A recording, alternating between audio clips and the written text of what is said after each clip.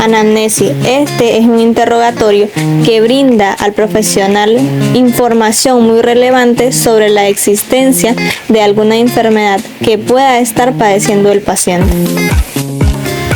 Datos generales. Esto comprende la edad, el nombre, la dirección, la fecha, la escolaridad, su ocupación, si el paciente tiene pasatiempos o no, su dirección y su teléfono. Motivo de consulta. Este es la razón principal por la que el paciente solicita atención médica. Engloba la preocupación que lleva a alguien a buscar ayuda de un profesional. Historia de la enfermedad actual. Esta es una historia clínica donde se detalla el relato que narra de forma clara, completa y cronológica el comienzo y evolución de los problemas en los cuales el paciente demanda atención. Los antecedentes, estos abarcan oculares, generales, personales, familiares, maternos, prenatales y neonatales. El examen ocular comprende evaluación de agudeza visual, evaluación oculomotora, evaluación del estado refractivo, evaluación de la salud ocular, evaluación acomodativa, evaluación binocular y evaluación del procesamiento de información visual.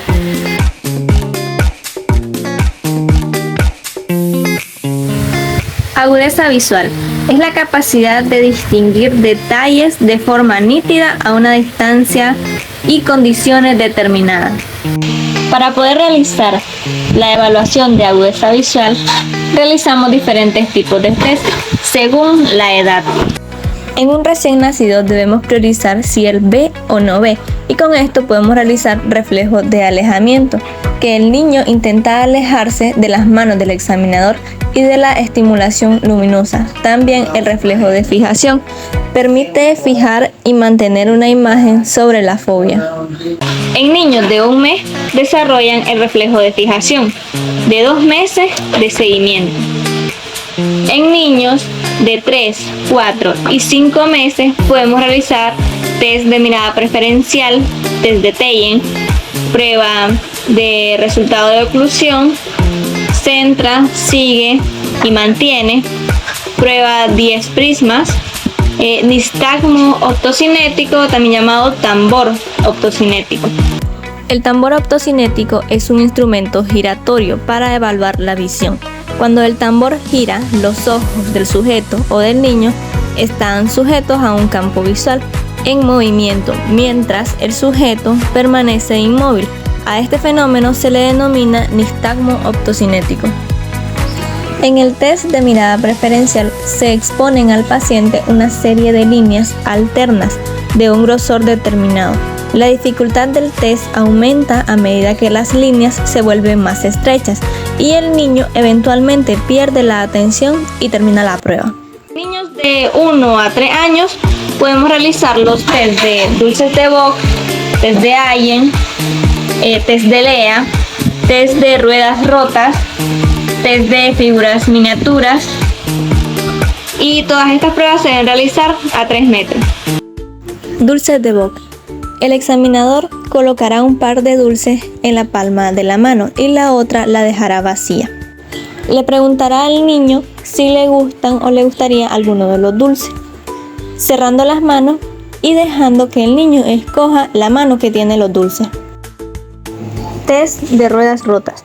Se muestra el primer par de láminas, que es el de mayor tamaño. En una de ellas, las ruedas del coche son unas C de Landau, mientras que en otra las ruedas son círculos cerrados. Se pregunta al pequeño qué lámina contiene el coche con las ruedas rotas. Si la respuesta es correcta, mostraremos la siguiente pareja de coches de menor tamaño y así sucesivamente hasta obtener la mejor agudeza visual en ambos ojos.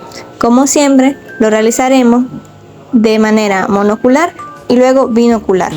De niños de 3 a 6 años podemos realizar los test de Allen y E-direccional. En niños de 6 años podemos realizar test de Snell, optotipo de letras y optotipo de números. A continuación se muestra una tabla con valores normales de agudeza visual en niños. Recién nacido 20/800 a 20/400. En un año 20/140. 2 años 20/60. 3 años 20/50. 4 años 20/40. 5 años 20/30. 6 años 20/25. En la valoración oculomotora realizamos diferentes tipos de test como fijación, seguimiento, sacádicos, ducciones, versiones, Hirschberg, Bruckner y Covert test. En las ducciones son movimientos monoculares que estos los realizamos ocluyendo un ojo de nuestro paciente y realizando movimientos hacia arriba, hacia abajo con un objeto en forma de asterisco. Y así descartamos paresias y parálisis. La paresia es el desplazamiento parcial y pasa de línea media. La parálisis es el desplazamiento parcial y no pasa de línea media. Su forma de notación es SPEC, que significa suave, preciso, extenso y completo. Versiones. Estos son movimientos conjugados binoculares. Nos ayudan a identificar si hay hipofunción o hiperfunción. Su anotación debe ser SPEC. Fijación. Durante la fijación existen movimientos imprescindibles. Un paciente debe tener una fijación estable cuando mantiene su atención sobre un objeto durante unos 15 a 20 segundos. La fijación debe ser resistente a la fatiga y no apreciarse movimientos bruscos de los ojos al realizarse esta prueba. Estos son necesarios para mantener la fijación sobre un objeto que se mueve a una velocidad inferior a 40 grados sobre segundo. Estos se utilizan bastante en diferentes deportes, con pelota, por ejemplo, o también en la relación de la lectura. Se valoran mediante métodos de observación directa o por métodos de registro oculográficos. Ahora hablaremos sobre la evaluación del estado refractivo. En este punto abarcaremos dos: retinoscopía de Moindra y retinoscopía con cicloplegia. Retinoscopía de Moindra. Debemos ocluir el ojo que no será examinado. Esto elimina la acomodación por convergencia que habrá porque el paciente solo fijará la luz de nuestro retinoscopio. Se debe oscurecer toda la habitación donde debe estar el examinador para que el paciente pierda la noción de la distancia y solo fije la luz y no requiera acomodación. Nos debemos sentar frente a nuestro paciente a 50 centímetros de distancia del paciente nosotros. Neutralizar la metropía. Restar la compensación con 1.25 en pacientes mayores de 3 años y 0.75 en pacientes menores de 3 años. Ahora hablaremos sobre la retinoscopía con cicloplégicos. Debemos tener en cuenta que esta retinoscopía la podemos realizar en casos que el paciente no nos colabore o en pacientes que tengan estrabismo o ametropías altas. También tenemos que tener en cuenta sus contraindicaciones. Por ejemplo, el ciclopentolato está contraindicado a pacientes con hipersensibilidad. También se deben tomar precauciones en caso de dolor o lesión cerebral en niños, síndrome de Down, glaucoma de ángulo cerrado y parálisis espástica en niños. El ciclopentolato produce visión borrosa, que no debe persistir más de 36 horas después de suspender la medicación. También puede producir un aumento de la fotosensibilidad ocular.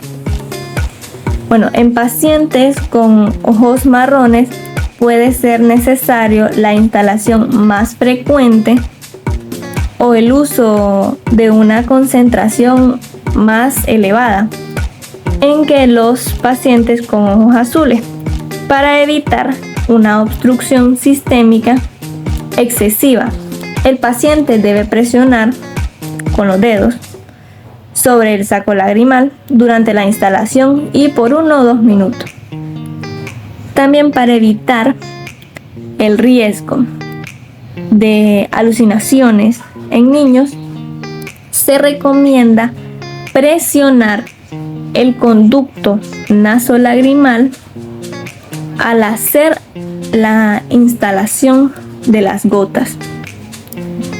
También el uso continuo rutinario de ciclopentolato aumenta la frecuencia de infecciones urinarias. Para poder realizar la retinoscopía con ciclo pléjico, antes debemos de sentar cómodamente a nuestro paciente en el espaldar de la silla. Debe estar recto, formando un ángulo de 90 grados. Debemos sentar al paciente apoyando su cabeza sobre el soporte que lleva el espaldar de la silla. Debemos ajustar la altura de la silla de manera en que nuestros ojos y los ojos del paciente estén a la misma altura. Antes de instalar los ciclopléjicos, se debe realizar el examen completo de optometría integral, ya lo que hemos hablado antes, la anamnesis, recolectar sus datos y los exámenes antes que este. Previo a la instalación del fármaco, es necesario hacer un examen de PIO de presión intraocular de la cámara anterior de los dos ojitos de ambos ojos. Para colocar el fármaco, la aplicamos una gota de ciclopentolato al 1% y dejamos 5 minutos de intervalo para aplicar otra gota de ciclopentolato y la última instalación a los 5 minutos. El efecto máximo del ciclopentolato ocurre entre 30 o 40 minutos aplicando la última gota. Debemos siempre revisar pupilas con el reflejo fotomotor para determinar si la acomodación se encuentra totalmente paralizada. En el momento que no exista reflejo, es el momento de empezar a refractar. La evaluación de la salud ocular también es considerada como la ausencia de enfermedad ocular acompañada de una buena agudeza visual. La salud ocular comprende la evaluación de anexos oculares, así como también la evaluación del fondo de ojo. Para realizar esta evaluación nos ayudaremos de la lámpara de hendidura, la cual estaremos utilizando dos técnicas de iluminación, tanto difusa y paralelepípeda. Como procedimiento tenemos en colocar correctamente a nuestro paciente su cabeza, la frentonera y la mentonera. Debemos acercar la lámpara de hendidura y comenzamos a evaluar sus anexos oculares. tanto pestañas, cejas, párpados.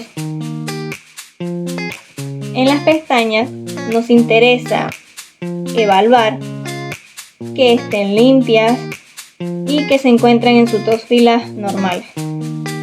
En los párpados necesitamos que estén limpios, que no hayan anomalías, como por ejemplo ptosis. En la conjuntiva evaluamos que su coloración esté normal, tiene que estar húmeda y ser transparente, sin opacidades. En el segmento anterior evaluaremos iris, cámara anterior y cristalino. Debemos asegurarnos que el iris esté con sus bordes redondos, sus bordes definidos, no encontrar irregularidades y su anotación sería pirla. El cristalino debemos asegurarnos que no hayan opacidades y que esté transparente. Luego pasaríamos a la evaluación del fondo de ojo. Aquí debemos evaluar retina, nervio óptico y vasos sanguíneos, mácula y relación arteria-vena. Cuando evaluamos retina, debemos fijarnos en su coloración, debemos ver que no tenga lesiones y que no presente anomalías. Cuando evaluamos el nervio óptico, debemos ver bordes definidos y que no presente edema, sin edema. En los vasos sanguíneos no deben haber neovascularización. Cuando observamos mácula, debemos evaluar que su brillo esté normal. También debemos asegurarnos de no encontrar una anomalía, como puede ser una degeneración macular.